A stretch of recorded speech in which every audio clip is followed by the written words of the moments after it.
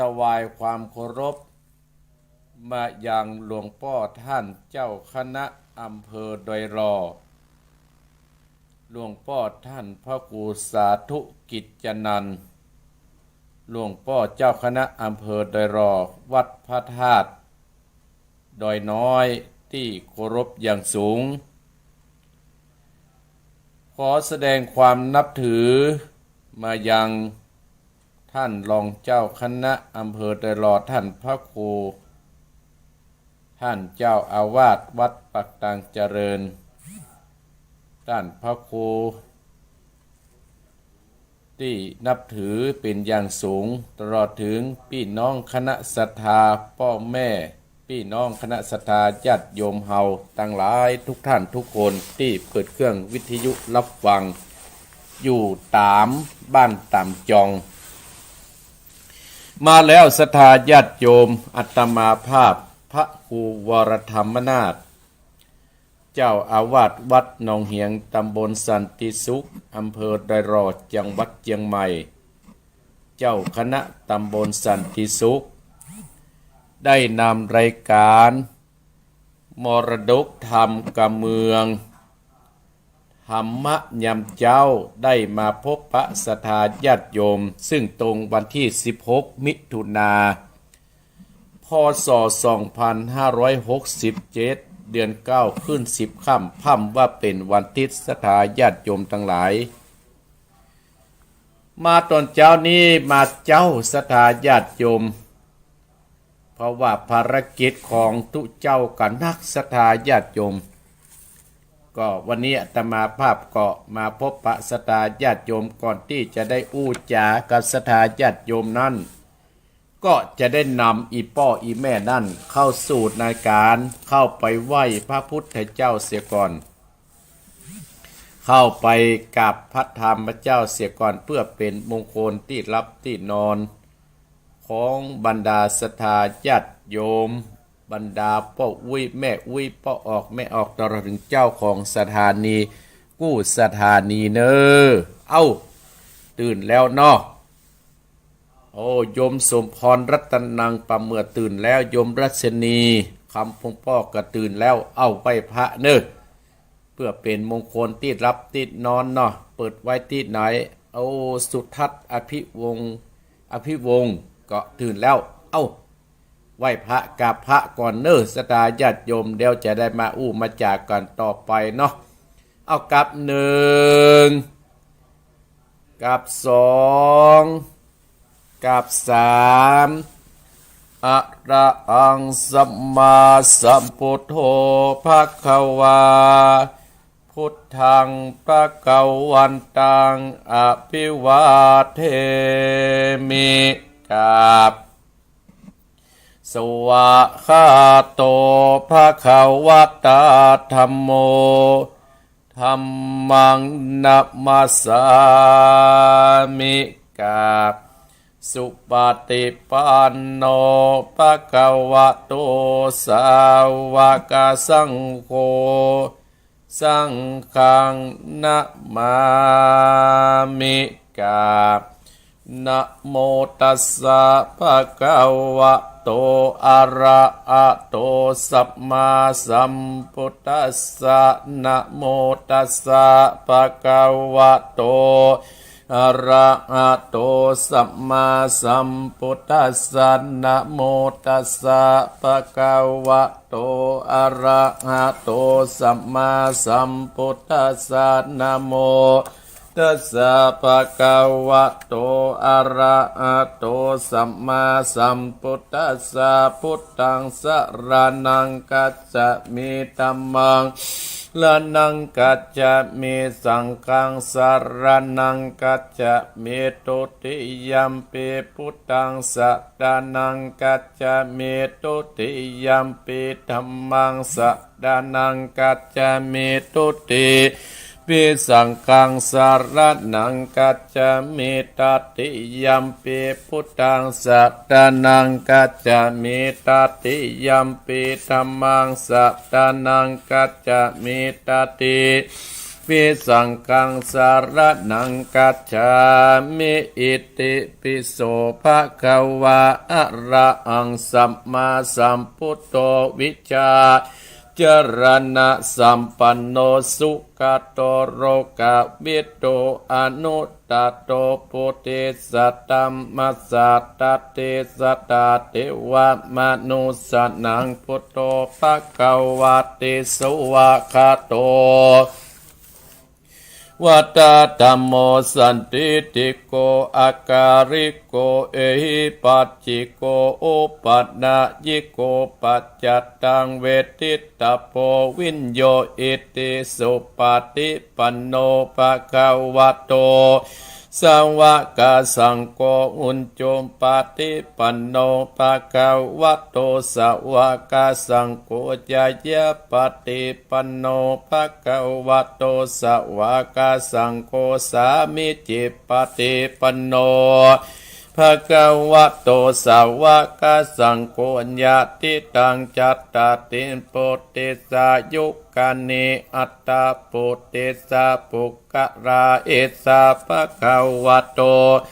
วากาสังโฆอาอุดนายโยปะอุนนายโยตะกิตนายโยอัญชาติการะนิโยอนุตตรังบุญญาเขตังโลกัสสติสาตุสัตตุภะปัญญาปะละมีสัมติตัสสาตุภะปัญญาปะละมีวัดแวดล้อมมิตริยาปัตตะมีอ้อมร้อมดักวังดีศีระปัตตะมีบางออกดาบเมตตาปัตตะมีปัปเปตังปืนตานะปัตตะมีเป็นปืนตั้งต่ออุบเบกขาปาระมีก็เป็นเวียงสัจจะปัตตะมีเวทระวังดีเป็นไม่เต้าขันติปัตตะมีกายเป็นออกดาบบังนาไม้และปืนไฟอาทิตานะปัตตะมีปับไปจุแองแข่งแรงปับหมู่มาน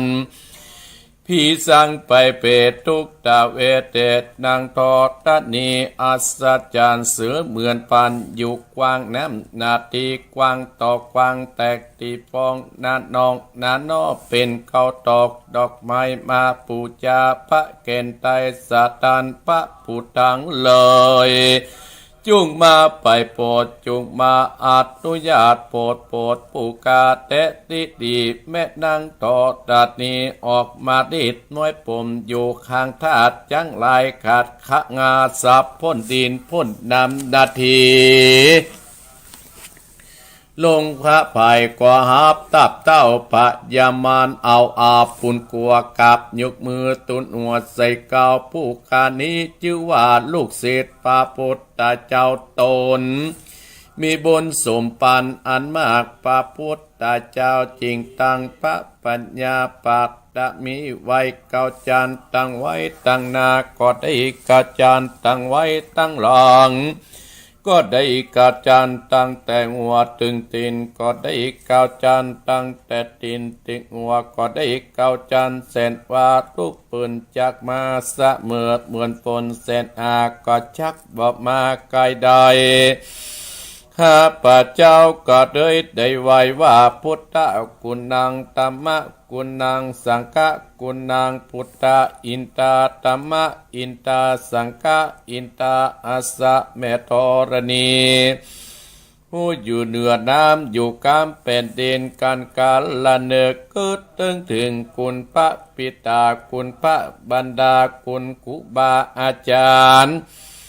คุณพระแก้วเจ้าตั้งสามประการคือคุณพระพุทธังคุณพระธัมมังคุณพระสังฆังคุณแดดคุณฝนคุณน้ำคุณลมคุณกุราชเจ้าก็ดีคุณพระเจ้าต้นภาวนาก็ดีคุณนางอุตตราก็ดีคุณพระปัจเจเจ้าก็ดีคุณแม่นางทรณีเจ้าก็ดีจุงมาตักษากำนาดและกำลังยังตนตัวเองข้าพเจ้าและท่านผู้ฟังจุหูจุคนและเจ้าของสถานี วิทยุกู้สถานียามนี้เตียนแต่แดดพุทโธพุทธังรักษาธัมโมธัมมังรักษาสังโฆรักษาพุทโธพุทธังอะละหังธัมโมธัมมังอะละหังสังโฆสังฆังอะละหังพุทโธพุทธังกันหาธัมโมธัมมังกันนาสังโฆสังฆังกันนาพุทโธโภคธัมมังปิสังฆังมิตรอายุวันโนสุขังปะลังสาธุสาธุสาธุอมทิพสะมังสะดับเทียนกาวัดวาลุกเป็นเปลวไปสะดีการใจกูเตียนนี้ปับเมืองปีมาจุดดาวบ่หูเก้นจิตเป่าปัดกินมา101ภาษากูก็ปรับได้ไตตื่นปาดเหนือหน้าเป็นดินเขาดินกูก็เป็นน้ำเขากลางกูก็เป็นเม็ดน้ำใหญ่ก็จักออกไปตมหัวปีตายไปลินกูก็เป็นดัดเห็นกาปรับไตฟ้ากูเตียงปะกัวสางอมสะอาปะโตมังสวะอายอมเป็ดจะรำเป็นดินดำใบวาวาดสายตาพิกาดกับนีละคนดีตู่ไว้ติดนี้อย่าเอาตัวมูตันตังปีมันและปีเขนปียักปีเย็นหยัดได้มาไกลปียักลายจุงนีปันตั้งกุมปันยักลายอันต้องเตียวไพ่ฮึดหนีไปสวะหายดูกะลาเจ้าพันว่าอันว่าพญาอันว่าไปตั้งหลายประการต่างๆนานาเปิน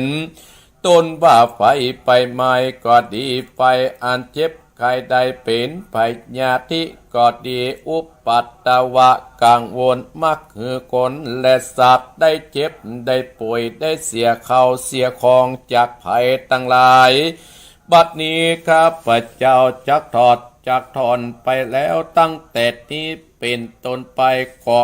เจ้ามูลสัตตาเจ้าตั้งหลายท่านผู้ฟังก็ดีท่านเจ้าของสถานีวิทยุก็ดีผู้เป็นเจ้าหอเจ้าเฮือนเจ้าบ้านเจ้าเมืองพร้อมโดยญาติกาลูกหลานเหลนเต็นเตาจุคนก็ขออยู่สุขสบายจุ่มเนื้อเย็นใจ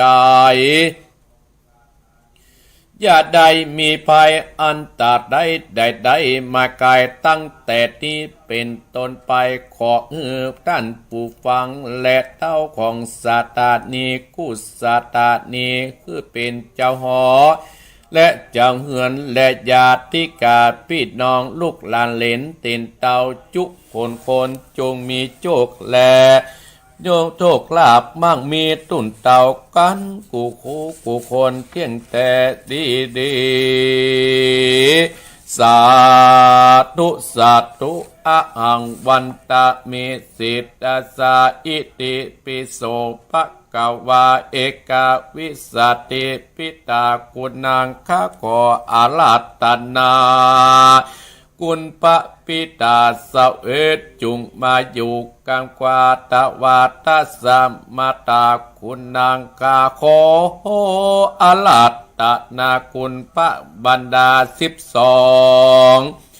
จุงมาอยู่กำกลางสายเอกุตนาติงสากาโกอารัตตนาคุณพระโพโสสาวกาวจุงมาอยู่ทั่วสะละปังกายเองข้าพเจ้าสัพพัญญาสาพุทธคุณนางกาขอลัทธานาคุณพระพุทธเจ้าอาศิภกจุงมาเป็นกำแพงแก้วเจ็ดจานแวดล้อมต้นตัวเองข้าพเจ้าและท่านผู้ฟังและเจ้าของสถานีกุสถานีพุทโธพุทธากำจัดออกไปหมู่สัตว์ตั้งหลายอย่าได้เข้ามาไกลที่อยู่ที่อาศัยจักรวรรดิมนตนจงตัวนี้ปนด้วยเตจักคุณแห่งพระพุทธเจ้านิเตออัตติงสะตมะกุณังกาโค อาราธนาคุณพระสัตตมเจ้า38จุกมาเป็นกำแพงแก้ว7จานแวดล้อมตนตัวเองข้าพเจ้าและท่านผู้ฟังและเจ้าของสถานีตัมโมตัมมัดกำจัดออกไปหมู่ศัตรูทั้งหลายอย่าได้เข้ามาใกล้ที่อยู่ที่อาศัยจักรวัติมณฑลจงถอยหนีหือโปนโดยเตจาคุณแห่งพระสัตตมเจ้า38สังคสะจุตตาเจวะข้าขออาราธนาคุณพระสังฆาเจ้า14จุกมาเป็นกำแพงแก้ว7จานแวดล้อมตนตัวเองข้าพเจ้าคือว่าสังโฆสังฆกำจัดออกไปหมู่ศัตรูทั้งหลายอย่าได้เข้ามาใกล้ที่อยู่ที่อาศัยจักรวัติมณฑลจงตัวนี้หือโปนโดยเตจาคุณแห่งพระสังฆเจ้า14ทิลัตตนางอังวันตเมสิดาสาอิติปิโสภะกวาทัสสะจัตตคุณังกาขอลัตตนาคุณพระอาจารย์10ตัดจงมาอยู่ทั่วอาการ32อัตตกรรมมัตตนังกาขออาราธนาคุณพระแก่พาพระราธนาคุณพระกรรมมาตันเจ้า18จุงมาเป็นทิปตุนสสตวาตัสสะอาโปคะโกอาราธนาคุณพระคงคา12เอกาวิสติธรณีกุนังรัตนาคุณปัสสะทอดัตนีสาวเอสัตตะวาโจกาโกอาราธนาคุณลมเจตสะเตโจกาโกอาราธนาคุณไปโอกนามาเรียกว่าธาตุทั้งสี่มีดินน้ำและลมไฟนี่เป็นเตเปอร์แห่งหมู่ทรัพย์ประสัตทั้งหลายบัดนี้กาขออาราธนามากำจัดกำจายนาตะโดโมตะไดปุตตะสุนอายตาสุนีจะตนอยู่ได้นะกาโมกากุสัตโตสัมปโวอุนโตจุงบังเกิดเป็ดนาคือว่าพระโกฏนาโกมปืนอโปตัดนามเนื้อยินทั่วกายาโมกะโตโกตโมสัมปโวโหนโต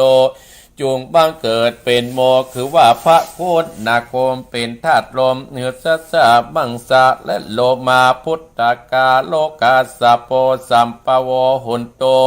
จวงเฮือบังเกิดเป็นพุทธคือว่ากัสสโปเป็นเตโชทัดไฟลังลานสังอานปาปันอาสอดาพิษกัตติยาตั้งแต่เกษาโลปานากาตันตาตาโจมังสังมาอาโตอาจิมิจังวกังอัตตะยังยะกาตังกิโรมากังปิอากังปัปปะสังอันตาคุณังอุตตาติยังกเรสามเป็นดาเสพอ่างอุปโภโรอิโตเสโทเมโตอัจสุวัจโจกิงโกสิงกาละสิกามุตตังมัตตะเกมัตตะลุงปุงมูสอดดาพิกกาติญาได้ยินตุกาปะกาตาก็วิ่งหนีตากะโมโคตะโมสัมปโวอุนตุจุงบังเกิดเป็นตาคือบาปสิกยามุนีเป็นปัตตเวทัติมยะกาโดเมตไตโยสัมปโวโหนโตจุงบังเกิดเป็นยาคือบาปสิริยาเมตไตคือเป็นอากาศธาตุฟุ้งหมู่มันอาสอดตพิษกัตติยาการได้ยินตุกาปะกาตาก็ทนบัดใดข้าพระพุทธเจ้านำไว้ว่าคุณอากาศ18คุณอาการ21คุณอักขระ33คุณนิสสาวาสคุณอัสสาวาสคุณปัสสาวาสคุณศีล5ศีล8คุณศีล10คุณศีล227คุณปัญญาคุณสัตเดดาคุณสัตติกาเมคุณอาระอันตาก็มีคุณมาขีคุณผลศีลนิพพานหนึ่งเป็นเก่านับปฏิญาณตาเป็นเสพคุณตนะศีรานิกรรมปัญญาวิทยากันติสัจจะอธิตตาเมตตา กะมุทิตาตวัตติงสาปัตตมีสัมปันโนพุทโธอนันตติคุณโนวัตโสอันว่าปัสสตาอนันตาจักปะมันมิได้จุมุนตะโกทิปะมนปะเจียนตั้ง84,000พระธรรมคารตัดเสียตึงไปในและไปนอกอันว่าคุณปาริสีนรอดคุณปาริสีนารายคุณปาริสีตะงัวคุณปาริสีตะไฟคุณปาริสีได้แสนโกดบุญรานที่ดาบท18คุณอันทรงวิชา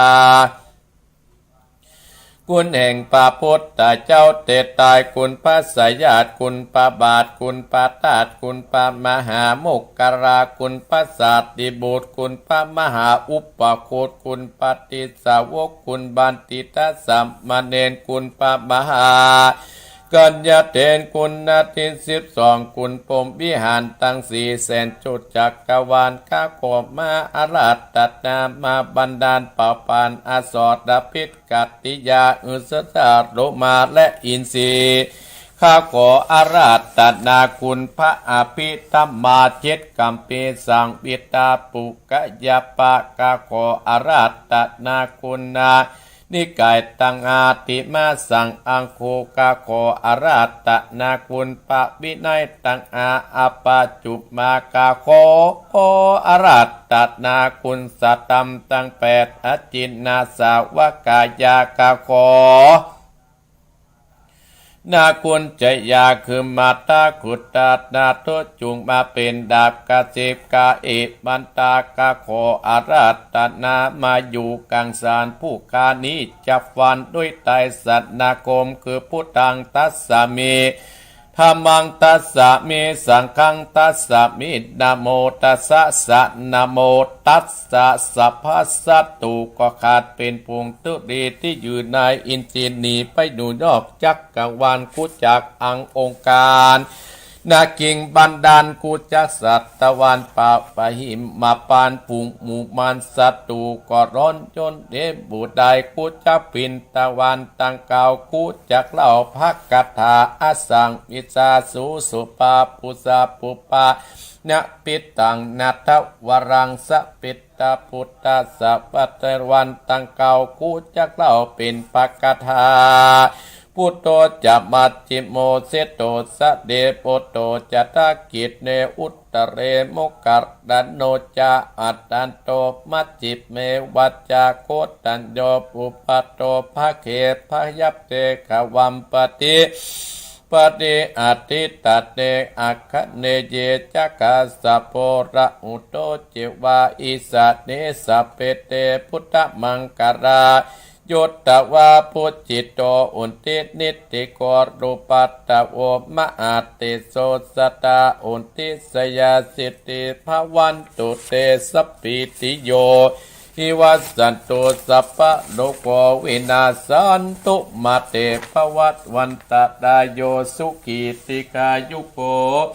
ภวะอภิวาตนาสีริสะนิจังอุตตาปัจจายโนจัตตารโอธัมมาวัฏันติอายุวันโนสุขังพระ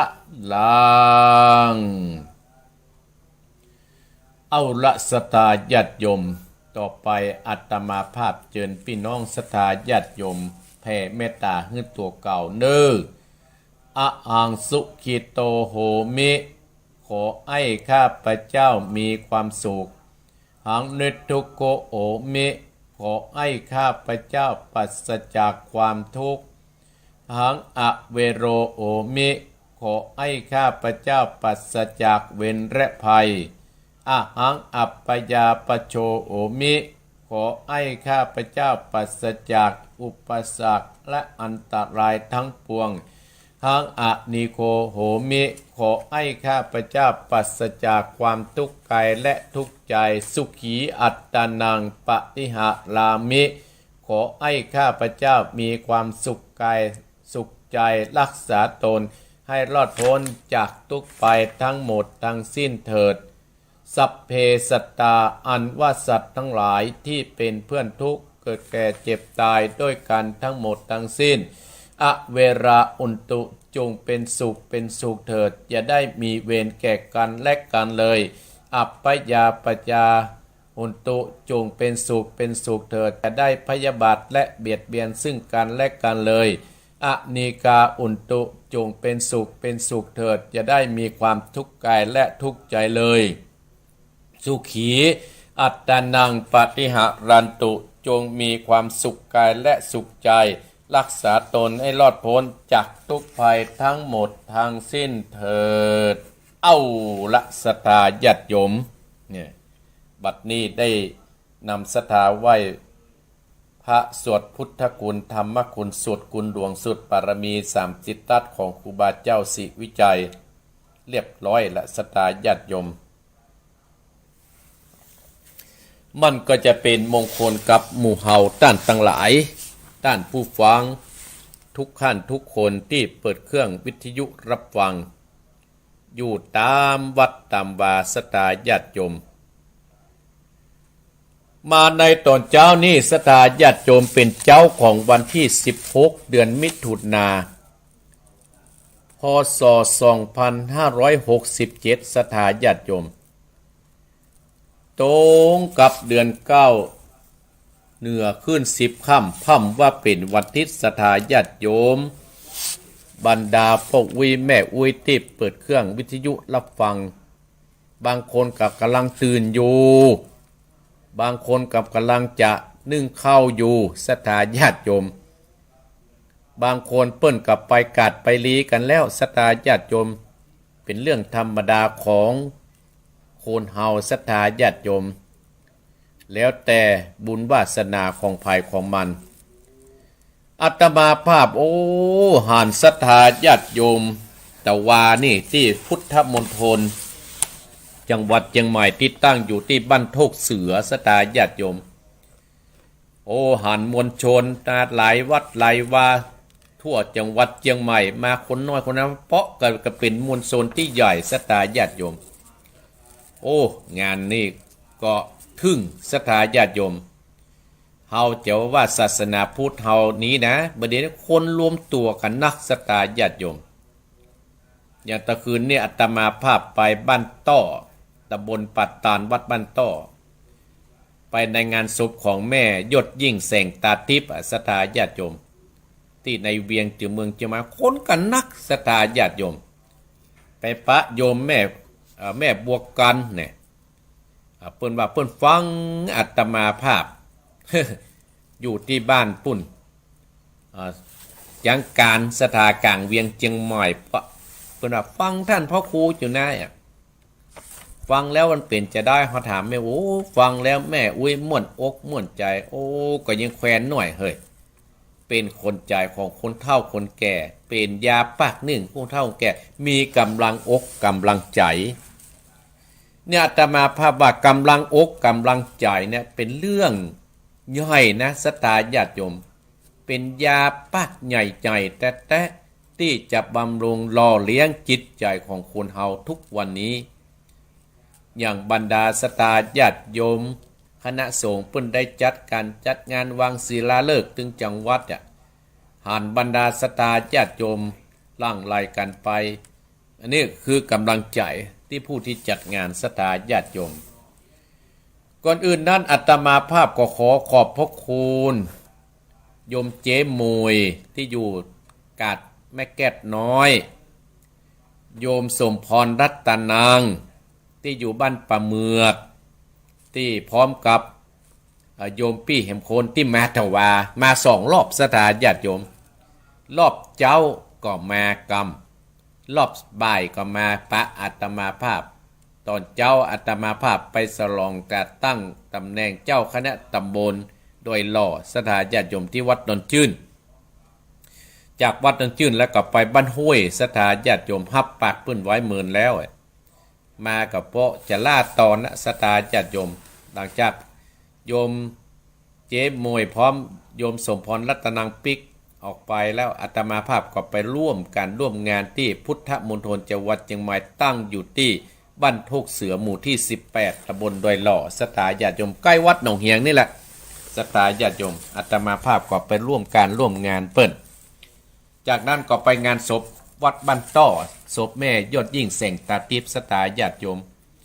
ก็ได้ประหารผู้คนได้ประหารต้านผู้ฟังที่หุจักอัตมาภาพโอ้มันกำลังใจเพิ่มขึ้นนะสตาญาติโยมยิ่งอยากกว่านั้นสตาญาติโยมวันที่22วันที่22เดือนมิถุนาเนี่ยท่านทั้งหลายเป็นงานฉลองตำแหน่งของอัตมาภาพก็คือตาตั้งและฉลองพัดยศของอัตมาภาพที่ได้รับตำแหน่งเมื่อวันที่25เดือนมีนามาแล้วสตารับตำแหน่งเจ้าคณะตำบลเมื่อวันที่13กุมภาแต่จะได้ทำบุญในวันที่22เดือนมิถุนาโดยมีศรัทธาญาติโยมก็มีโยมเจ๊โมยเนี่ย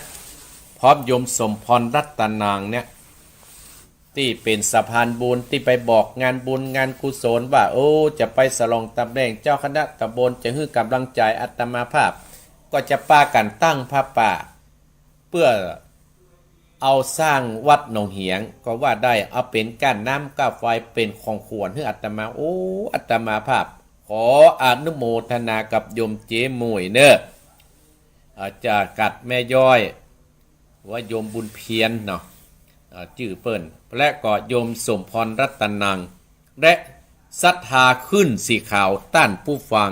รายการมรดกธรรมกับเมืองรายการวันติดศรัทธาญาติโยมหรือบ่ใจฟังมันลอยมาปะก็จะมาอัตมาภาพก็ยินดีเนอศรัทธาญาติโยมก็ได้รับความเมตตาต้านผู้ฟังครูบาอาจารย์ที่เอื้อที่ให้อัตมาภาพ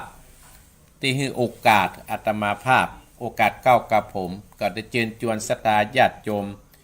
ขอบคุณไปยังเมืองตังอำเภอฝางแม่จงดีขอบคุณไปตังแม่บัวพัดพร้อมด้วยศรัทธาญาติโยมที่ติดตามแม่จงดีติดตามแม่บัวพัดเขาก็ดีปู้ป่นก็ร่วมทำบุญกัตมาตั้งอาหารถวายพระคุณเจ้าโต๊ะจีนศรัทธาญาติโยมเปิ้นก็ได้ฮือเพราะว่าไปได้มาก็ได้ถวายอัดพระครูไปก่อนเน้อนี่ล่ะอนุโมทนาไปยังปุ้นไปตังพ่อบุญธรรมแม่รัตนาบ้านปุ่งน้องเนี่ยไปตังฝั่งก็มีไปสายประการก็มีแม่สีทรเนี่ยแม่สีทรชัยประการแม่สีทรชัยประการแม่สาวรักษ์เนี่ยแม่สาวรักษ์อันนี้เป็นเจ้าภาพช่วยอาตมาตั้งเพตั้งอำเภอแม่ริมกับพ่อไอ้แม่น้อยแม่พินทุบหอมแม่พาเขาเอล่ะมาตั้งโดยใส่กำนักแห่มสถานจะโยมลอยมาตั้งเพแห่มตั้งหลับปูนสำนักพดมาสลับปีพดมาโดยหลอดว่าเลยจำตองหอดโดยเต่าอ้อมมาตั้งแม่หวาง พดเสมิงวันเนอสตาญาติโยมโอ้มันมีกำลังใจวันอาตมาภาพประเทศตามที่ไม่วางพื้นก็ว่าจะมาสตาญาติโยมอาตมาภาพในนามของคณะศรัทธาวัดหนองเหียงก็อนุโมทนาสาธุโดยสตาญาติโยมเปิดถึงบอกว่าตื่นมาอาบน้ำใสล้างหน้าศรัทธาญาติโยมตื่นมาเนี่ยน้ำใสที่เฮามันล้างหน้าน้ำงามๆน้ำที่สะอาดมันล้างหน้าให้สะอาดจิตใจเฮาจะเอาอย่างมาล้างก็คือศีลธรรมเอามาล้างจิตล้างใจให้เฮามันสะอาดศรัทธาญาติโยมสิ่งเหล่านี้เนี่ยศรัทธาญาติโยมคนเฮานั่นก็ต้องประพฤติปฏิบัติกันมาตั้งต้าจางเนี่ยก็ขอบคุณแม่พ่อสมศักดิ์แม่สีเพนเนี่ยแม่น้อมเขาอย่างนะว่าด้านพ่อสมศักดิ์แม่สีเพนก็เอาน้ำมาตานโอ้โหตันตรายสองสามีภรรยาเปิ้นกับปัจจัยเป็นคนล่ำคนแต่เปิ้นมีจิตใจที่ว่าอยากช่วยอาตมาภาพก็ยินดีอนุโมทนาให้ชีวิตสมหวังเนอะคือชีวิตสมหวังอาตมาภาพกับปะตางเอาน้ำมาตะวันนอนนี่โอ้เปิ้นใจดีแม่สีเพนพ่อสมศักดิ์นี่นะจีนาอีเนี่ยนะเปิ้นใจดีทัศดาญาติโยมวันนี้เปิ้นก็เลยเป็นเจ้าภาพทำเนี่ยเปิ้นตานไปให้กับป้นด้วยเงินแม่ป้นด้วยปันแม่เงินในอเนกชัยกวินตานไปให้กับป้อเปิ้นในสอนชายไซกวินตั้นต่างหลายกำก่อจะเตะฮือละ วันนี้เอาทำใจเนี้ยตังเกตมาเตดเนอะไม่เพจเนอะเป็นธรรมมงคลมังกรละนะมีตั้งใดไปทำเพศยังบ่ถึงตีห้าเตื้อทำบัดยาวสตาญาติโยมแต่เฮาก็ยังฮึดโทเตื้อสถาญาติโยมวิธีของคนของเฮาเนี่ยคนเฮาเกิดมาแล้วอีป้ออีแม่ต้องมีวิธีแห่งการสร้างความสุขถึงกายสุขถึงใจสถาญาติโยมวิธีแห่งการสร้างความสุขสถาญาติโยมก็คือ1เฮาฮักกันและเคารพกันเหมือนปี้2เฮาผูกมิตรกันเหมือนเสมือนน้อง3เฮาปองดองกันเหมือนเครือญาติ4เฮาเด็ดขาดเรื่องสามัคคี5เฮาแก้ไขทันทีเมื่อเกิดปัญหา6เฮาปฏิบัติกิจให้โยมเกิดศรัทธา7อารีกันและเมตตาเสมือนครอบครัวเดียวกันสถาญาติโยมเนี่ยวิถีแห่งการสร้างความสุขว่าสุขกายและสุขใจนะสถาญาติโยมอันนี้ก็อาตมาภาพจะได้มาอู้มาจาเพื่อเป็นการตอบแทนอีพ่ออีแม่ที่สถาญาติโยมที่ฟังอาตมาภาพมาโดยตลอดเฮาฮักกันและเคารพกันเหมือนเสมือนพี่น้องหรือว่าผู้ที่เป็นอายุน้อยก็เคารพผู้ที่อายุนักสถาญาติโยมอยู่ด้วยกันอย่างหมู่อาตมาภาพอยู่ด้วยกันได้ขึ้นสีขาวเนี่ยสถาญาติโยมเฮาเคารพกันเหมือนเสมือนพี่เหมือนน้องอย่างวันนี้เนี่ยสถาญาติโยมอาตมาภาพก็จะได้ไปประชุมพวกวัดจอมพอลูกหนองเหียงนี่ไปในสถาญาติโยมนะเฮาก็ต้องไปเนี่ยเพราะเฮาเป็นกลุ่มเดียวกันบางครั้งอาตมาภาพก็จะไปได้ไปหลายที่หลายแห่งเพราะว่าภารกิจของอาตมาภาพเนี่ยก็นักพอสมควรมันนักมันน้อยก็นักพอสมควรสถาญาติโยมอย่างวันนี้เนี่ยสถาที่จังมาสถาที่จังมาว่าจะวันนั้นบัดได้มาทำบุญกับท่านพระครูวันนี้บัดต้องมาละสถาญาติโยมจริงๆข้างไงเลยจะไปม่อนจอมพอวัดตุหลวงวัดหลวงปู่ปุ้นวัดม่อนจอมพอเพื่อนจะไปอู้ไปจ่าเรื่องการตามเตียนหลอดเตียนจะไปอย่างใดและเพื่อจะมาอู้ในวิทยุแห่งอาตมาภาพก็จะได้ไปร่วมสังฆกรรมไปฟังครูบาอาจารย์เปิ้นจะพัดเปลี่ยนกันไปเรื่อยๆสตาญาติโยมดีแห่งปีหน้าปีนายปีก่อนต่อไปอาจจะเป็นอำเภอดอยหล่อเฮานี่ก็ได้โอ้ไปแห่กู้ทิศกู้ต่างเนี่ยลำปางเฮาก็ไปที่เวียงป่าเป้าเฮาก็ไปเมืองฝางเฮาก็ไปปีนี้เปิ้นให้จะไปตานไกลสตาญาติโยมเกียมสตางไว้เนอะคนเฒ่า เก็บสตางค์ไว้เนี่ยไม่อุ้ยที่เงินเดือนออกคน60กับ670กับ780กับ800เก็บใส่ออมสินไว้ซ่อนไว้ดีๆเนอะเก็บไว้ดีๆสตางค์นี่นะบัดเก็บบัดได้นะสตางค์ญาติโยมแต่ว่าก็มีคนเก็บไว้จัดดีก็มีคนลักเอาไปเนี่ยมันจะลักของอาตมาลักของคนอื่นนะสตางค์ญาติโยมอาตมาเล่าให้คนเฒ่าแก่ฟังบัดได้เพราะฉะนั้นเฮาอยากจะไปหลอดเตียนเดเปิ้ลเฮาอยากจะไปตานเตียนเดเปิ้ลเฮาต้องเก็บสตางค์เก็บปัจจัยไว้ปัจจัยเหมือนกับเสบียงที่เฮาจะนำพาเฮาไปการลดเนาะเฮาทำบุญเนาะสตาญาติโยมเนาะอย่างวันที่22อาตมาภาพก็จะทำบุญเนี่ยศรัทธาก็มาให้มาหอมตามเจตนาบ่มีก็มาให้หอมน้ำจิตน้ำใจเน้อสตาญาติโยมเนาะสองผูกมิตรกันเหมือนน้องเขาอยู่ด้วยกันเหมือนปี้เขาผูกมิตรกันเหมือนปี้เหมือนน้องออกต้องแม่เดียวกันมาก็เหมือนอาตมาภาพเขาอยู่ด้วยกันน่ะลูกอันเดี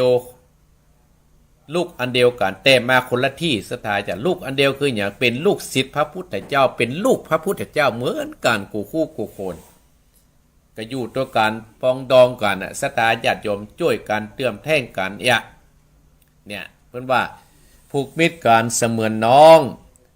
ปองดองกันเหมือนเครือญาติเนี่ยมีการมีงานเหนือใต้เฮาก็มาช่วยอย่างสตาญาติโยมอย่างโยม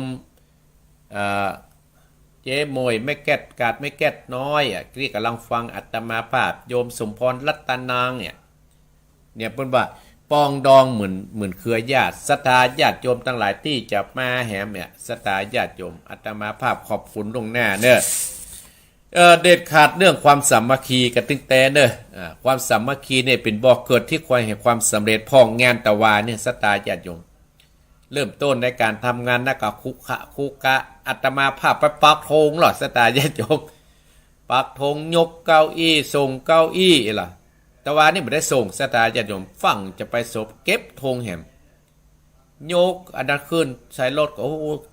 อายุนักกับนักแกเนี่ยเจ็บหลังกันเนื้อสตาญาติโยมก็มันม่วนสนุกในการทำงานและได้บุญสตาญาติโยมได้บุญอย่างไรได้ความสุขตั้งใจหันศรัทธาญาติโยมมากันหลวงกันหลายมันม่วนศรัทธาญาติโยมมาหันภัยหน้าบุตรหน้าเบี้ยสกุลโอ้ยิ้มแย้มแจ่มใสเพราะอาบุญเป็นที่ตั้ง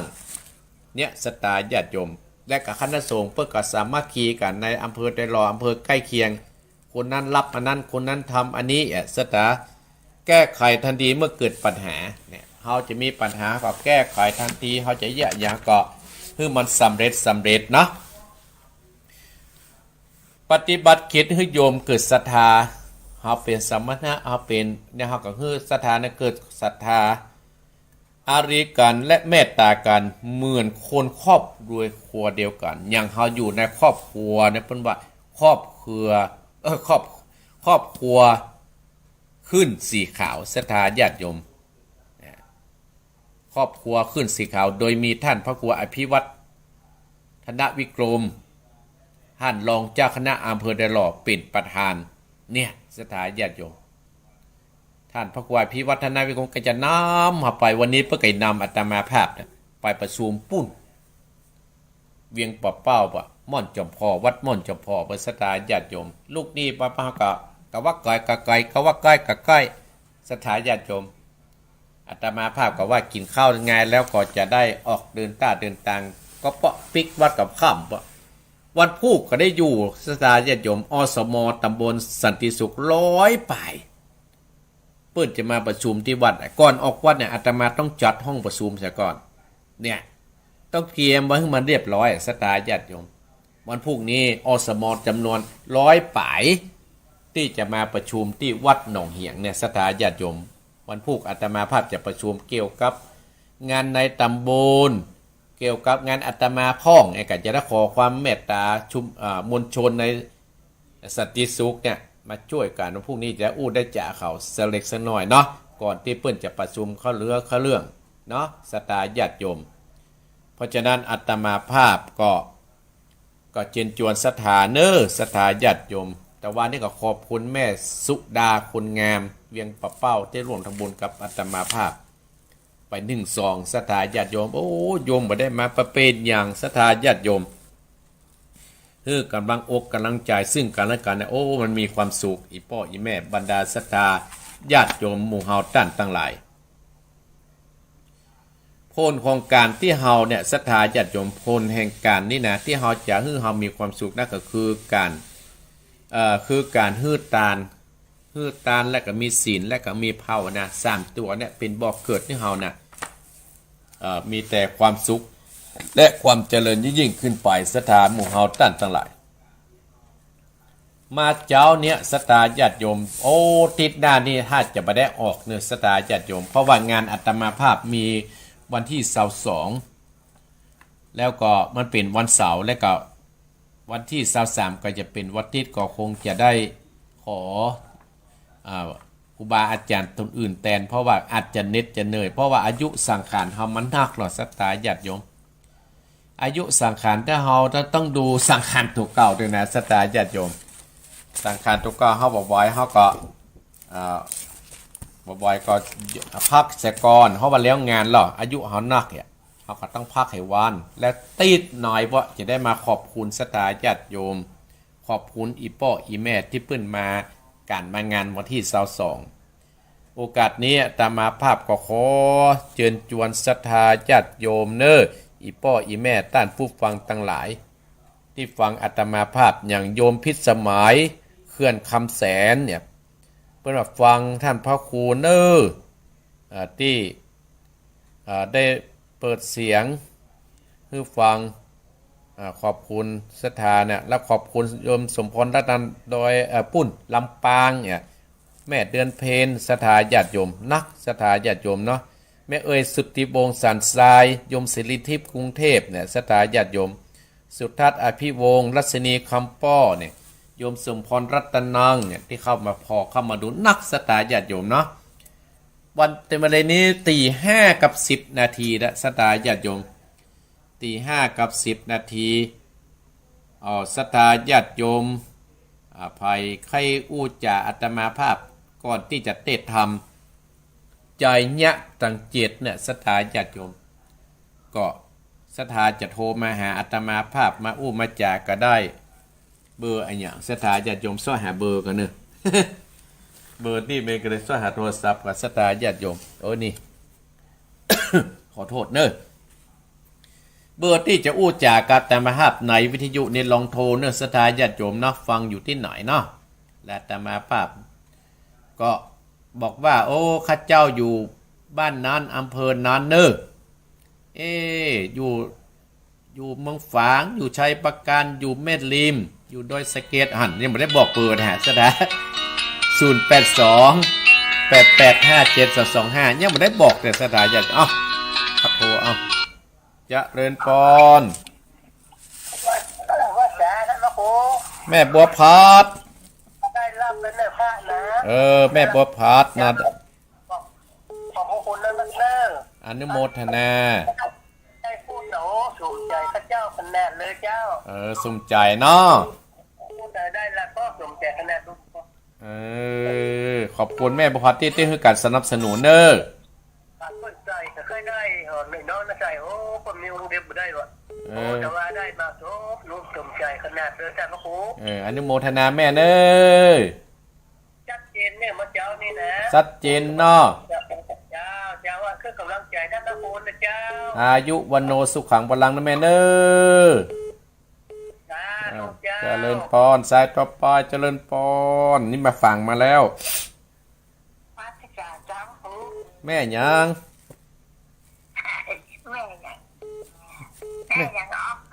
แม่พรกะแม่พรสันกำแพงก็ต้องแนะนำตัวเก่ากะเขาจะไปหูจะด้อยคนหนึ่งอยู่ตังเพ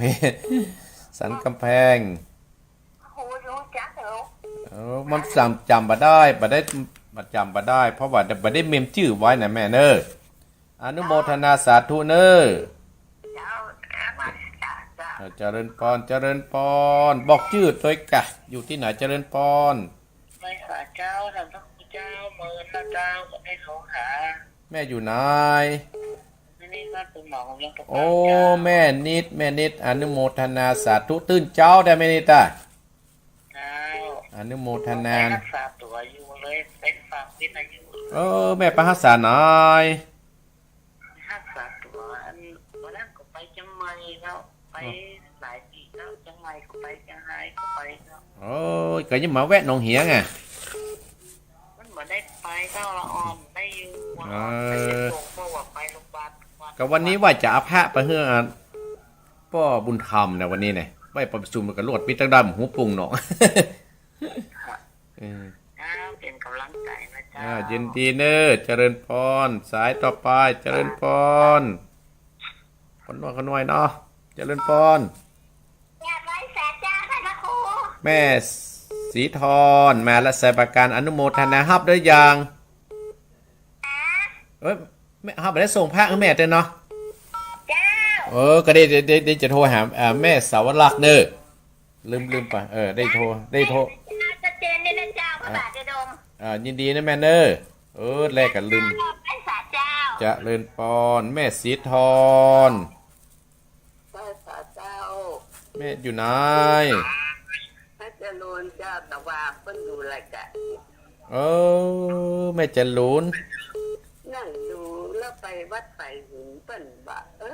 ให้น้องเนี่ยเร็วจากที่บ้านแล้วจะไปพอยินดีเนี่ยไม่จะลุ้นเนอจะลุ้นเนอเจริญปอนไม่จะลุ้นอ้าวมัสการเจ้าได้กันเนี่ยอันนี้แม่จิตตาแม่จิตตาอีกอะจำเสียงได้ละกึดอยู่ทางด้วยความปลอดภัยนะเจ้าแม่จิตตาสบายดีเนาะสบายจ้ะอยู่กับผายอยู่ไปเลยนี่อยู่กับ อ๋อ ทำงานท่านแม่ก็จะไปนะเจ้า เอาอนุโมทนาเนื้อจิตตาสาธุบอกให้น้องเขามาเด้อ เจ้าขอท่านเดินทางด้วยความปลอดภัยเนอะ เออ ขนาดเนอะ เจริญปอนแม่จิตตาเผาดงเป่าหวายเจริญปอน เจ้าแก้ไม่สาเจ้าท่านพระครู ว่า มีบุญเห็นมอนเนอะตื่นขึ้นมาได้ยินเสียงน้ำเสียงธรรมได้ไหวพระโดยท่านพระครูแต่เจ้า แม่สุขแก้วศิลพรสิทธิอ่ะมันองค์ละปูนนะเจ้า ยินดีเนอ ว้าวขึ้น98.75เขานี่แน่ชัดเจนไปเลยนะเจ้าท่านพระครู อ๋อบุญรักษาเนอ เจ้ากลับไหวสานะเจ้าท่านพระครูเจ้าสาธุสาธุเจ้า เจริญปอนสาธุเอ้าสายต่อไปโอ้เสียงเริ่มออกแล้วเหรอเจริญปอน พระเจ้าท่านพระครูแม่ฟังอยู่นะจากลำปางมันไม่น้อยเจ้า แม่น้อยลำปางว่าจะได้วันนี้ เจ้าชัดเจนดีเจ้า บุญรักษาแม่เนอ เจ้าเจ้าสาธุเจ้า เจริญปอนเอ้าสายสุดท้ายเจริญปอน เจ้าไอ้สาเจ้าท่านพระครูนี่มันคิดสมัยนั่งได้ทั้งปัดลำปางนะเจ้า โอ้แม่พิสมัย เจ้า สบายดีเนาะแม่เนาะลำปาง เจ้าก็สบายดี อื วั ม นนั้นวันที่ก็ตั้งสองฉันจะมาวัดบรรพตกับเจ้า มันเป็นตรงกับงานอาตมาแม่ อ๋อ มาตรงงานมาตรงกับงาน อาตมาได้สลองกัดตั้งมาตรงกันเลยเพื่อจะเพิ่งจัดตรงก่อนอาตมาจัดประกาศไปเมื่อแล้วหรอแต่มางานตรงเป็นหยังแม่ไม่ได้เป็นหยังเนอ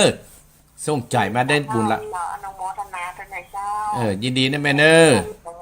ได้รับตำแหน่งนายเจ้า เจริญปอนนะแม่เนอ เจ้าไว้สา เจริญปอนอ้าวว่างตรงไหนกับไปตรงนั้นสถานเนอมันเป็นหยังเจริญปอน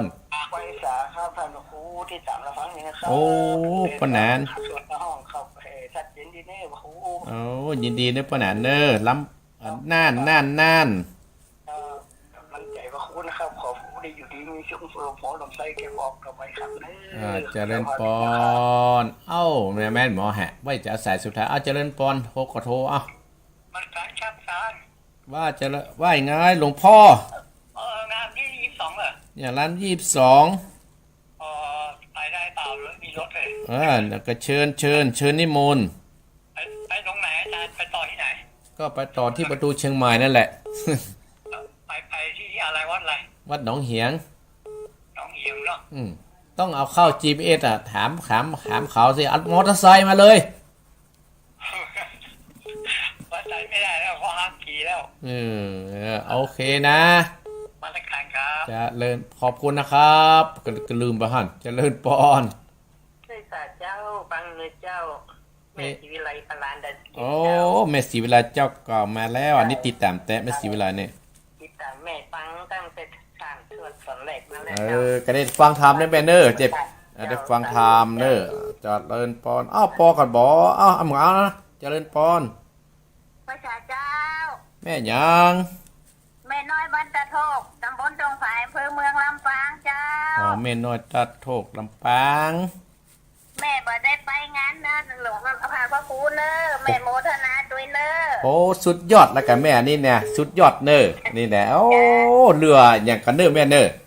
จ้า อนุโมท เป็นกำลังใจเนอ บุญรักษาแม่เนอคือแม่อยู่100 ซาวเนอ เจ้า จะเลินปอนปอเอาเจริญเอาเจริญปอน เจ้าแกดูเจ้า แม่ยัง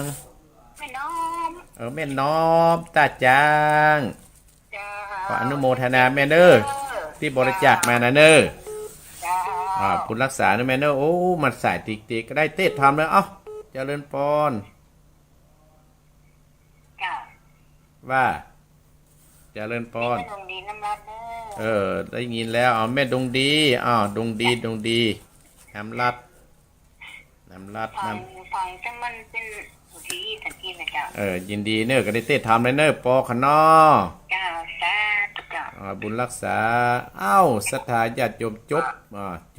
จบอาตมาภาพจะเต้ทำเลยเนอมันต้องโทรเต้ไหนมัน1 กล้วยโทรก็ได้อย่าบอกให้เนาะ ผู้ฟังที่ดีก็เฮาประจังโทษเด้อเนอะสถานญาติโยมเนาะเอาตั้งอกตั้งใจฟังน้ำฟังธรรมเลยสหธรรม ธรรมชื่อว่าใจยะตังเจตเป็นธรรมมงคลเนี่ยสถานญาติโยมวันนี้เป็นวันอาทิตย์เป็นธรรมมงคลที่อีพ่ออีแม่อยู่ตามบ้านตามจองก็ดี ก่อนที่จะเทศธรรมนี่ก็อนุโมทนากับแม่บัวพัดฝางแม่พรสำกันแปลงแม่นิดปุ่งน้องก็ขอแม่นิดเด้อหายจากพญาติพยายามเด้อไม่นิดเด้อทำพวงทำพามผูกนี้แล้วนะใจญาติตังเจตนั่นเด้อบัดสบายที่ไหนก็หึ่ห่มหายไปแม่สีทอนชัยประการแม่จรูนวันที่22มาเนอะจวนป้อมาเนอะจวนอ้ายมาเนอะแม่จิตตาขอบคุณแม่จิตตาที่จะจวนกันมาเนอะแม่สุกแก้วอนุโมทนาสาธุศรีราธรที่บริจาคมาแม่น้อยลำปางแม่พิสมัยลำปางป้นนานประเสริฐจังหวัดน่านหลวงพ่อประกิตยังดาวแม่แม่ศรีวิไลแม่ศรีวิไลโอ้ติดตามนี่นะได้กับแม่น้อยบ้านน้อยตัดทุกลำปางเนอะและแม่น้อมตัดจ้างแม่ดวงดีน้ำรัดแม่น้อยแม่น้อมวันนั้นกับบริจาคมาอนุโมทนาเนอะเอาแล้วเนาะสถาญาติโยมเอาสาระเสียก่อนเนาะสถาญาติโยมต่างคนก็อยากโทสถานะอาตมาเข้าใจความสุขของคนแก่หรอ ความสุขของผู้สูงอายุเนาะอาตมาภาพก็เป็นผู้สูงอายุอาตมาภาพฮือโทรเลยเนาะศรัทธาผู้ฟังที่ดีฟังเนาะเอาแล้วเขาก็โทรกันท้ายรายการผู้ก่อนต่อไปนี้ไปทำมงคลเนี่ยศรัทธาญาติโยมใจเนี้ยตังเกตจะขึ้นแล้วไหวเนอแม่ดวงดีไหวแม่ดวงดีไหวแม่น้อมไหวเนอไหวทุกคนเนอตั้งอกตั้งใจก็ได้ถามว่าใครไหวพ่องเนี่ยนะได้ถามนะเอาตั้งอกตั้งใจฟังน้ำฟังธรรมณบัดนี้เนอนะโมตัสสะภะคะวะโตอะระหะโตสัมมาสัมพุทธัสสะพุทโธสัตติมะโตธัมโมสัตติมะโตสังโฆสัตติมะโต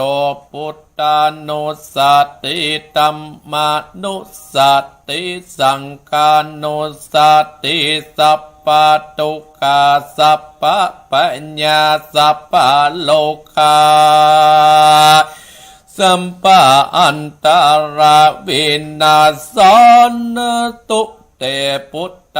ปัจจาปฏิธรรมบทนี้กันว่าปุกกะลาสัตตาท่านผู้ฟังได้จำเลินสั่งวาดสวดติใหญ่ก็ตีก็ขอท่านตั้งหลายจุคนท่านผู้ฟังตั้งหลายพ้นจากสัพพะทุกโศกโรคภัยอันตรายตั้งหลายต่างๆเป็นต้นว่าความโศกเศร้ามองใจอยู่บ่ม่วนกินบ่บานเป็นก็เป็นไปก็จักหายไปเสียงโดยเตจะอนุภาพแห่งทิพปมนนาอันนี้แหละนาสัตตาสุเกตนาลักกันโตพุทธาสันติปลาตุวังกตาธรรมบทที่กันว่าปุกกะลาท่านผู้ฟังตั้งหลายได้จำเริญสวดที่ยายจุวันกอดจางวุติจำเริญกอดจักได้รับหมกลางรักษาพระพุทธเจ้าจะแลติกายุโกด้วยอ่างอ่อนตุสัพพะโลกาวินาสันโตปะกาตาธรรมบทนี้พระพุทธเจ้า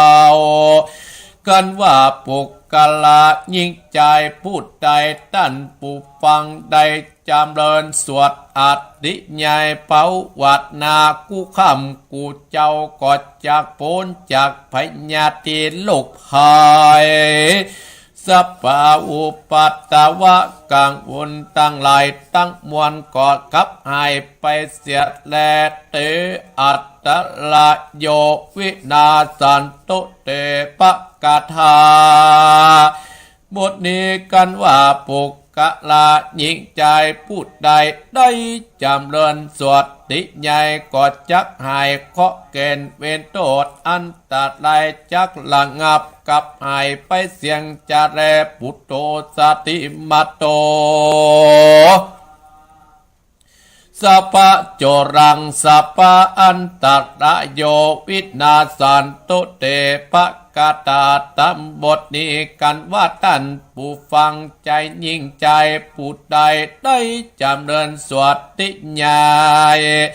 บริกรรมภาวนาแม้นว่ามีโจรคนพูดลายสัพพะอันตรายตั้งหลายก็จักบอกมาเบียดเบียนอิงสามที่อยู่ที่กินบอดใดก่อนหลังงับกับหายไปจนหมดจนเจียงพุทธังสารนังปัสสะธัมมังสารนังปัสสะสังฆังสารนังปัสสะมะอากุณนังธัมมังสวะอายมะอาเตจังสวะหายก็ถ้าตามบทนี้กันว่าปุกกะลาพูดใดได้จำเริญสุดถึงวันสุดถึงวันแม้นว่าเป็นคอเป็นไปอุบาทถูกตัวพึ่งจนนาและจนหลังถูกด้วยสิบปากคนต้านแปลงโดยกาตาอาคมอันว่าคนใส่ก็ดีปีใส่ก็ดีถูกตั้งบกตั้งน้ำตั้งไปบนโหนอากาศก็ดีโดยติปปะมนอันเน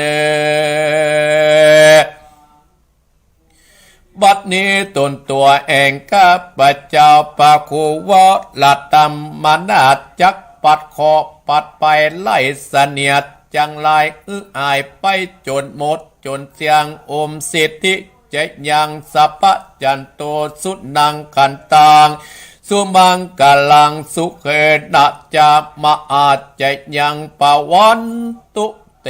สัพปตากตาตัมบทนี้กันว่าปุกกะราใจยิงผู้ใดได้จำเริญสวดภาวนาไหว้สาธุคำเจ้าก็จักจำเริญไปโดยโภคาเข้าของสมบัติมีติงกะเปลือกและข้าวสารจักมางงัวควายหลับสกาดมีความสุขกายและสบายใจตึงไปในและไปนอกไปโดยปีโดยเดือนโดยยามอิมากาขึ้นตามอัตตวะเองตนเสียงจิรการนักจะเตใจญาสปาสตุสวะหายตะเดมาดำกายิตวะมุจโรจยสิทธิกามังสวะหายทุกขปัตตาจนิทุกขปยาปัตตาจนิโสกาโสกาอุนโตสัพพะปฏิโตกาตาตัมบทนี้กันว่าสัตตาใจน้อยยิ่งใจตั้งหลายตลอดถึงคฤหัสถ์ดักบวชได้จำเริญกูคำกูเจ้าก็จะมียศตาบรรดาศักดิ์มียศปฏิบัตินักจะแต่มีเข้าของเงินคำมากนักบอดจะและนาสปาพุทธานุภาเวนาพุทธเตเจธรรมานุภาเวนาธรรมะเตเจสาภาสังกานุภาเวนาสังกะเตเจโดยเตจะอัตนุภาเอติปรัตตะแห่งปะแก้วเจ้าสัมปการศรัทธาตั้งหลายเลื่อมใสเคารพนบยำนมใบสักการะปูจาคุคำกูเจ้าก็บอกขาดกอดเด็ดโดยความรักษายังบุกกลาพุทธนานบ่ฮือตุกโดยจาแม้นว่าไปกาและไปขายเติ้วไปตังใต้และตังเหนือก็ปอนอุดมสมไปอ่างจุนยังจุว่าการบ่อเต้าแต่นานแม้นว่าอยู่บ่วุฒิสวัสดีเห หิมากาบาเกินอันว่าจัตตาอายุปีอายุเดือนอายุวันจัตตาขาดเลี้ยงงัวกอดตายเลี้ยงควายมันบ่แพ้บ่เกินมักมีโลกมาเบียดเบียนอยู่บ่ขาดมีความสุขอันนี้ถูกตันตากามปลูกฟักแฝงแต่งเตาถ้าไม่ใส่นามันบ่มีลูกและบ่มีหน่วยและมีโปนอันว่าจัตตาพุทธจัตตาขาดมักมีพยาธิมาเบียดเบียนข้ามขาดละวีอยู่บ่ขาดดังอันนาเฮือตั้นตั้งหลายไปปูจาตามจิวาใจญาติตั้งเจตมาเตเตสัตนาปูจาโดยอัปปัตนาวาตุนานาตั้งลัตตตาเจ้าพิกุ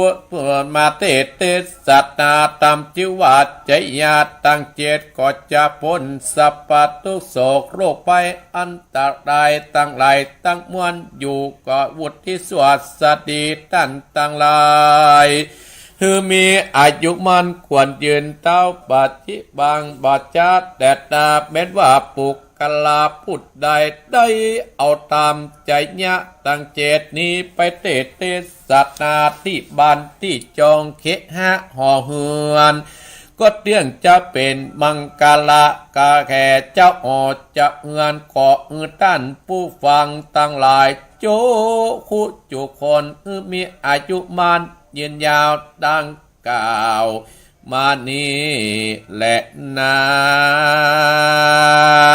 ธรรมเตสัตนาจิวาใจญาตั้งเจตขอบังคมโสมเดชเดชศรัทธาญาติโยม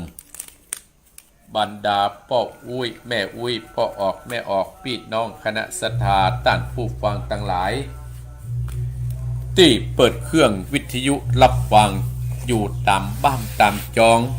อยู่ในตุกกาดอยู่ในร้านค้าอยู่ในรถในรางที่เดินต่างปาลูกปาหลานจะไปที่ไหนก็ดีกำลังตื่นอยู่ก็ดีศรัทธาญาติโยมในธรรมเปิ้นบอกว่าถ้าไผเอาธรรมพวกนี้ไปเทศที่บ้านที่จองเนี่ยศรัทธาญาติโยมมันเป็นธรรมมังกรละหรอของพื้นเมืองล้านนาบ้านเฮาศรัทธาญาติโยมเฮาไปเทศที่บ้านที่จองแต่ว่าอาตมาภาพกับไปเทศบ้านห้วยนี่ศรัทธาญาติโยมลูกจากตอนจื่นไปแม่อุ้ยนั้นบ่ก็จะเอาอาตมาติ๊กอาตมาภาพก็เลยฉันเพนในรถฉันเช่นมีในรถก็ไปเทศเพิ่นหลังจากนั้นก็มาวัดอย่างที่อาตมาภาพว่าแต่เจ้าตะกี้ที่ก่อนเข้ารายการก่อนแล้วก็ไปปอพุทธมณฑลที่บ้านโคกเสือไปช่วยการช่วยงานในฐานะผู้นำศรัทธาญาติโยมแต่ว่าเนี่ยศรัทธาญาติโยมอาตมาภาพนั่งพอนะผู้นำทุกที่ทุกหมู่เหล่าในโดยหล่อนะความร่วมมือกันเนี่ยบอกว่าสมรมพ่อหลวงบ้านสมรมอสมสมรมจ้างฟ้อนมาหลายบ้านล้านนาแต่น่ะศรัทธาญาติโยมอันเนี้ยเป็นของว่าจุดรวมใจจุดรวมศาสนาพุทธของเฮาอันนี้แหละศรัทธาญาติโยมหมู่เฮาเป็นผู้นำทั้งหลายนะครับเป็นแบบอย่างให้กับลูกบ้านเขาเพิ่นจะชื่นชอบศรัทธาญาติโยมปากันไปอย่างเงี้ยเป็นบุญกุศลอย่างอาตมาภาพกำลังจะไปไปจากับกลุ่มอสมในตำบลสันติสุขเฮายังไม่ได้แจ้งเพิ่นเตื้อส่วนผู้หลวงบ้านเนี่ยเฮาแจ้งไปแล้วสทเฮาแจ้งไปแล้วในตำบลสันติสุขแต่ข้างกลุ่มอสมศรัทธาญาติโยมจะประชุมวันที่17เนี่ยจะประชุมที่วัดหนองเหียง100ป่ายก็อสมทุกหมู่บ้านเอาใครได้ได้จ่าว่าเอาเฮามาร่วมบุญกันเด้อก็ช่วยกันไปช่วยกันมาอย่าที่อาตมาภาพว่าเนี่ยผูกมิตรไมตรีเหมือนน้องฮักกันเหมือนปี้ปองดองเหมือนเครือญาตินะศรัทธาญาติโยมสิ่งเหล่านี้ถ้ามีแล้วกับที่ไหนศรัทธาญาติโยมมันจุ่มกันนะมันจุ่มว่ามันอยู่มีความสุขมีน้ำเย็นมีมันม่วนศรัทธาญาติโยมอย่างทำพรุ่งนี้ศรัทธาญาติโยมไผเอาไปเทศที่บ้านที่จองเนี่ยมันเป็นมังกรละไล่เสนียดจังไรออกจากบ้านจากจองไล่โรคภัยไข้เจ็บออกจากบ้านจากจอง ดีฟังธรรมเมื่อเจ้านี่หายกันหลายคนก็หายเนี่ยหายเจ็บแข้งเจ็บขาหายเจ็บแข้งขาแล้วจะได้มางานวันที่22เนี่ยกับศรัทธาญาติโยมเนาะอาตมาภาพล่อยพญาติออกจะได้ปากันมาจะมาเมื่อเจ้าก็ได้มาเมื่อตอนก็ดีศรัทธาญาติโยมมีงานทั้งวันเนอะศรัทธาญาติโยมมีงานทั้งวันตั้งโดยเต่านะก็เจ๊ปอแม่นองมันดีวันเขาเพื่อจะมาตั้งโรงทานเพื่อจะปากันมาเดินขบวนแล้วตั้งโดยเต่านะบ้านน้อยศรัทธาญาติโยมนี่อาตมาภาพมันมีเครือข่ายมันก็ล้อตั้งปลาเมือดตั้งแม่แก้ดน้อยตั้งไอ้บ้านสันอุ้มเนี่ยสันอุ้มก็ไม่ยอดเนี่ยเพื่อก็อย่ามาตั้งไอ้ที่นี่ไอ้แม่ริมบ้านวังมุ่นเนาะบ้านวังมุ่นก็ไม่พินทุบหอมไม่น้อยเขาเนี่ยมันหลายตี้นะศรัทธาญาติโยมตั้งบันโตนก็มีแหมทีมหนึ่งเนี่ยบันโตนแม่วางตั้งบันห้วยน้ำขาวโอ้หลายตี้ศรัทธาญาติโยมก็มาอยู่กันเนาะยิ่งหลายยิ่งม่วนกันนะศรัทธาญาติโยมเนาะ อยู่เรารวมกันเรามีความสุขอย่างว่าเนี่ยศรัทธาญาติโยมโอ้แม่เอ้ยว่าจะได้จะแม่ก็เจอเนอะแม่เอ้ยสันทรายนะอนุโมทนาสาธุเนอะแม่บบตังกีแลปะเป้าก็มีแม่บัวผ่านมีป้อตั้งไอ้ปุ้นกิแลเนาะสถาญาติโยมเนาะปุ้นห้องบ้านเนี่ยบ้านหนองหวายก็มีไอ้อันโยมสุดามีป้อเนี่ยเพื่อก็จะมาสถาญาติโยมตั้งบกคุณหวานเนาะตั้งบ้านบกคุณหวานเนาะสถาญาติโยมก็มีโยมแจ่มจันทร์สีล้อมเนี่ยโยมจีจันทร์สีล้อมมันหลายตี้เราเทพประสงค์มาเนี่ยอนุโมทนาในสถาญาติโยมเนาะโอ้โยมแจ่มจันทร์สีล้อมก็จะนำทีมมาตั้งสันปะตองนำหั่นนำนี่คนให้จะหลายหนุ่มกันในสถาญาติฟังมันจะจุกันเนอะคนเท่าเนอะ จุอัตตมาเหมือนได้นะอุ้นเล่นไปนะสถาญาติโยมเนาะเพราะฉะนั้นอาธรรมเนี่ยไล่เสน็จอย่างไรออกจากตัวสถาญาติโยมอีป้ออีแม่บรรดาสตาป้ออุ้ยแม่อุ้ยป้อออกแม่ออกพี่น้องคณะสตาหมู่เฮาตั้นทั้งหลายการฟังธรรมนั้นเป็นมงคลแท้ๆสตาญาติโยมยิ่งฟังยิ่งทำยิ่งดีมันก็ยิ่งคือเฮามีความสุขสตาญาติโยมอาตมาภาพสตาญาติโยมเวลาก็วันนี้ก็จะท่านอาจารย์วรรณชัยจะต่ออาตมาภาพในเวลา6 โมงสตาญาติโยมวันนี้อยู่มากับสตาญาติโยมชั่วโมงป่ายแล้วนี่ชั่วโมงป่ายเร็วพอตั้งนอกนี่ก็แจ้งเลยเนอะสตาญาติโยมตื่นลุกได้เลยเนอะก่อนที่จะเปิดสายนี่สตาญาติโยมก่อนอนุโมทนากับพ่อสมศักดิ์แม่สีเพนนะเนอะที่ได้เป็นเจ้าภาพธรรมตานไปเฮือกับพลน้อยปันไม่เงินคณะให้อันเด็กชายชวินตานไปเฮือป้อเปิ้นป้อสนใจชายกวินเนอะก่อนที่จะเปิดสายให้สตาเวลาถ้าเวลามันเหลือโอ้ยฟังเปิดโทรนะฮะกำลังจะเล่าทำแฮะอยู่นะเป็นใครเจริญปอนเจ้าแม่บัวขาย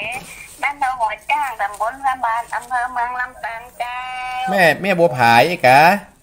เจ้าฟังแล้วเป็นจะได้แม่บัวผาย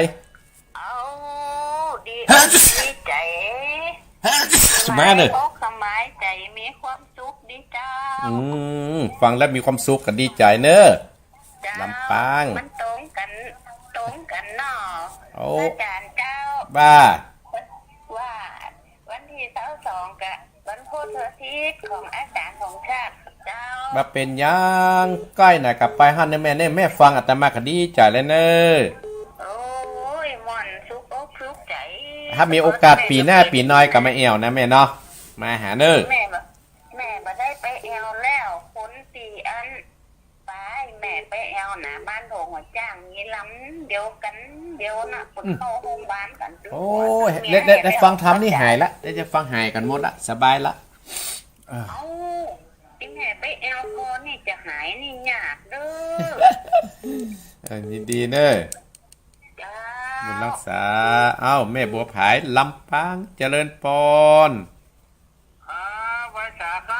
พ่อปุณธรรม โอ้วันนี้จะพระไปฮื้อนะวันนี้อ่ะวันนี้ไปประชุมอยู่เหรอวันนี้ไปประชุมอ่ะมาประชุมที่มอดสมพอปอครับ จะไปนะกะไปประชุมนะกะลงมาจะเอาพระไปฮื้อเนี่ยพระทันใจนะครับผมขึ้นไปอันก็ว่าถ้าจะขึ้นไปกันแล้วแต่ป้อบอกสะดวกเอาป้อสะดวกว่าเนอครับจะได้กับเอื้นหากำเนอครับถ้าจะขึ้นไปกับป้อกับเอื้นมาได้หมดเพราะทั้งจะปิกวัดอยู่แล้วล่ะเนาะครับนึกโมทนาเนอปอเนอพุทธานป้ากันก็จะเอาลูกถวายเนาะป้าก็จะลูกปีโอนเนาะได้อนุโมทนาเนอเจริญปอนเจริญปอนป้อบุญธรรมเจริญปอนรีบกลับรีบโกยรีบพายเอาไว้สายบัวจะเน่านมัสการเจ้าท่านพระครูเจ้าแม่ยางแจ้งตัวก่อนอยู่หลังการแม่สาวอำเภอแม่อายเจ้าฟังธรรมอยู่เนื้อเจ้าแม่ยังก็มณีจักแม่โสมจะเล่นแม่โสมมาได้มันหายไปเมื่อนั้นหรอเจ้าก็ฟังก็ตนก็องค์กูเจ้ากูเจ้ากูวันนักเจ้าป้าตังได้มาประเดี๋ยวฮะป้าตังได้นี่กำลังชะดาครัวใส่บาตรเจ้าอนุโมทนาเนอบุญร่วมเจริญปอนแม่จันโสมอู้ถึงปาร์ตี้หน่อยละลืมไปละฮะว่าเอาธรรมะว่ากำลังเปี่ยมาเนี่ยศรัทธาญาติโยมพุทโธมันลืมไปฮะอายุนักก็ธรรมดานะศรัทธาญาติโยมอาตมาภาพนี้สดไปหน่อยสดไปนิดหน่อยเนี่ยเอาเวลาก็ใกล้จะหมดแล้วนะศรัทธาญาติโยมเนาะก็มาต้องโทรแล้วเนาะศรัทธาญาติโยมเนาะก็เดี๋ยวพ่อบุญธรรมได้ก็มา1ก็จะโทรหาเนื้อพ่อเน้อถ้าว่าเอาพระไป 1,000 บาทในการนักศรัทธาญาติโยมเนาะอันนี้เวลา40 นาทีเหรอ40 นาทีละ40 นาทีละศรัทธาญาติโยม41 นาทีละที5 41 นาทีละอันนี้ปิดถึงได้เนาะแล้วก็ปิดก่อนปิดโทรศัพท์ตัวที่เพิ่นโทรในก่อนเอามาสูนก่อนศรัทธาญาติโยมเนาะปิดโทรศัพท์ตัวนี้ก่อนปิดแล้วเอาศรัทธาญาติโยมเนาะบ่ต้องโทรแล้วเน้ออนุโมทนากับศรัทธาญาติโยมทุกท่านทุกคนที่โทรมาเนาะแม่บัวไผ่ลำปางป้อบุญธรรมที่โทรมารอบ2กับแม่จันสมที่หลังกัดแม่สาวศรัทธาญาติโยมจะเล่านิทานในพระไตรปิฎกชื่อว่าเทพธิดาเข้าตอกนี่เวลาที่เหลือได้รวดปั่นปอนเลยนะเทพธิดาเข้าตอกศรัทธาญาติโยมณหมู่บ้านแห่งหนึ่งชื่อว่าหมู่บ้านกรุงราชคฤห์มีแม่หญิงฐานะคนหนึ่งชื่อฐานะที่ยังบัดสู้ดีนักเลี้ยงตัวกาวแบบอัตภาพโดยบ่ได้ลงโดยมีความลงบ่มีความพุ่มเปิดตามกระแสตามฤดูกาลครั้งหนึ่งเนี่ยเธอได้ก็รับประจ้างเฝ้าข้าวโพดข้าวสาลีต่างๆหลายและเอาข้าวสาลีเนี่ยมาเลี้ยงชีวิตไปเป็นวันๆเอาข้าวที่ปันนี้นะในที่อยู่ที่บักไก่เมืองราชคฤห์มีถ้ำแห่งที่ชื่อว่าถ้ำปิพิคูหามีพระมหากัสสปะผู้เป็นพระอรหันต์ได้บำเพ็ญเข้านิโรธสมาบัติอยู่ในถ้ำหันเป็นเวลา7 วันเมื่อจะออกเมื่อออกจากนิโรธแล้วท่านก็ตรวจดูว่าวันนี้จะไปรับบิณฑบาตที่ไหนท่านมหากัสสปะองค์นี้ด้วยตาทิพย์ด้วยญาณทิพย์ก็ได้ไปหานมิหญิงคนที่อาตมาภาพว่าเทพธิดาเข้าตอกเนี่ยศรัทธาญาติโยมท่านมหากัสสปะ ก็ได้ถืออาบัติและนุ่งผ้าเรียบร้อยกับไปเดินไปบิณฑบาตกับบ้านแม่นางคนนี้ในขณะนั้นมิหญิงคนนี้กำลังคั่วข้าวตอกเซตใหม่ๆเหมาะได้หันพระเถระมายืนอยู่ก็เกิดความเลื่อมใสเกิดขึ้นอย่างแรงกล้าและก็ลำพึงในใจว่าเป็นบุญของเฮาแต่หนอเป็นบุญของเฮาแต่หนอเฮาจะได้โอกาสทำบุญสุนทานแล้ว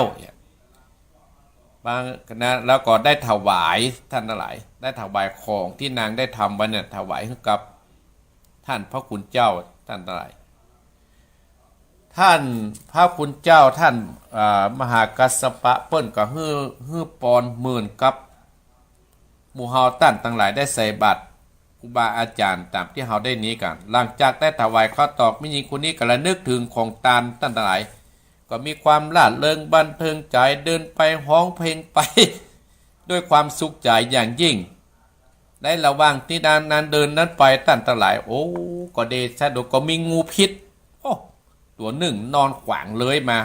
นอนหั่นแล้วก็เลยมาจากพมาเลยมาขวางหั่นนอนพึ่งแดดอยู่เธอบ่ได้ตามสังเกตสังกาแต่ไปเหยียบเอางูนะงูตกใจก็เลยแหวงกัดแม่ยิงคนที่ใส่บาตรตะกี้ทนพิษบาดแผลบาดตายอยู่ตรงนั้นตั้งหลาย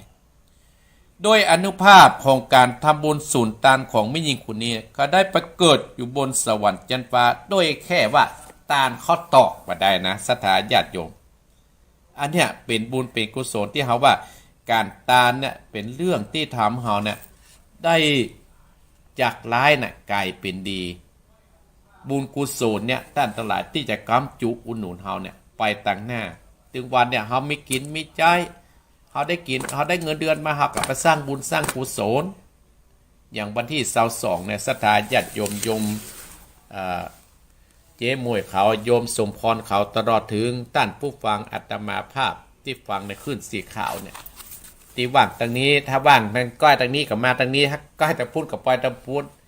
อาตมาภาพก็ยินดีศรัทธาญาติโยมไปลำปางก็ได้มาตรงนี้ก็ดีก็แล้วแต่ศรัทธาญาติโยมใกล้ไหนเอาก็ไปเอาบุญหั่นสร้างบุญสร้างบารมีนิทานที่อาตมาภาพบอกคือศรัทธาญาติโยมเนี่ยว่าบุญนั้นเป็นพาหนะที่จะนำพาเฮาเนี่ยพาสัตว์ในโลกหน้าและบุญนั้นยังรักษาผู้ที่ทำและบ่ฮึดตกไปในอบายอีกด้วยอันหนึ่งเหมือนว่าถ้าเรารู้จักประมาณจะย่อมจะทำให้คนอื่นเนี่ยได้คนอื่นเนี่ยได้รับความเดือดร้อนเนี่ยเสื่อมเสียนั้นน่ะที่เฮาเนี่ยมีความประมาณทำมือไผ่เดือดร้อนไผ่อย่างสตาญาติโยมจะมากินมาตานมากะตมาภาพเนี่ยมือเดือดร้อนไผ่มันเป็นพาหนะที่ให้เฮาเนี่ยได้ไปเกิดที่ดีและจะเป็นบุญเป็นกุศลกำจุอุดหนุนเฮาในวันภายภาคหน้าตั้งแต่หลายเพราะฉะนั้นโอกาสนี้อาตมาภาพก็เลยเชิญชวนศรัทธาญาติโยมท่านผู้ฟังของอาตมาภาพเน้ออยู่ใกล้อยู่ไกลบ่ได้มาก็เป็นอย่างโยกมือ10 นิ้วได้บุญกุศลเหมือนกันคู่โคนศรัทธาญาติโยมวันที่22อาตมาภาพก็คงจะได้รับความเมตตาจากท่านผู้ฟังของอาตมาภาพทุกท่านทุกคนเอาละศรัทธาญาติโยมเน้ออาตมาภาพขอจะล่ำลาศรัทธาญาติโยมติดหน้าคงจะไม่ได้มาเน้อศรัทธาญาติโยมไปติดหน่อยเพิ่นจะมากล่าวขอบคุณศรัทธาเนาะติดหน้านี่อาจจะเหนื่อยกับกันกับงานเนาะศรัทธาญาติโยมติดนี้ขอลาศรัทธาญาติโยมวันที่22ปะกันที่วัดหนองเหียงเน้อศรัทธาใกล้เคียงนี่เน้อทุกท่านทุกคนไก่ก็ดีมากันละลายมากันนักก็คึดถึงที่วัดหนองเหียงเน้อมาที่วัดหนองเหียงขอบคุณโยมทุกท่านทุกคนที่จะพากันมาในวันที่22อนุโมทนาสาธุตั้งอกตั้งใจฮับปอนจากอาตมาภาพเน้อแม่สีเพนพ่อสมศักดิ์เน้อตั้งอกตั้งใจอปอนน้ำตัวอปอนธรรมตัวเน้อทุกคนอปอนร่วมกันเน้อยัตถาวะดิวหาปุลาปฏิปุเรนติสาครังเอวะเมวะอิโตตินังเปตานังอุปกัปปติอิจิตังปฏิตันตุมอังคิปะเมวัจมิจันตุสัพเพปุเรนตุสังกปาจันโตปนะระโสยตามณิโสติระโสยถาเอวังหุนตุดีระอัจจันในวันนี้ก็หากเป็นวันดีทิฏอันวิเศษเหตุนั้นก็หมายมีสตาท่านผู้ฟังในรายการมรดกธรรมการเมืองในละเจ้าของวันอาทิตย์วันนี้ก็ได้ปากันได้ฟังน้ำฟังธรรมและได้เป็นเจ้าภาพอันหมายมีพ่อสมศักดิ์แม่เพนเป็นเก้าเป็นประธานพร้อมด้วยในอาเนกชัยกวินได้มาปูจาเอาพระธรรมเทศนาผูกนี้เพื่อจะเทศนาอุทิศบุญกุศลให้กับพ่อน้อยปานแม่เงินและพ่อสนชัยกวินก็ดีฮื้อนั้นได้รับได้กินได้โปนจากที่ยากให้ได้ภาคจากที่ทุกข์ให้ได้ถึงที่สุขเตี้ยงแต่ดีๆ อะยัญจะโคทักขินาตินนาสังคัมหิสุปฏิติตาทีกรตังหิตายะสถานะโสอุปกัปปติโสยติธโมจะอนิทัสสิโตเปตนะบูชาจะกตาอุตตตาปะดัญจะภิกขุมนุปปตินังตุมเหหิปุญญังปสุตังอนัปปกันติอากาติจยะสิทธิธนังราพังสุธีภคายังสุขังภารัง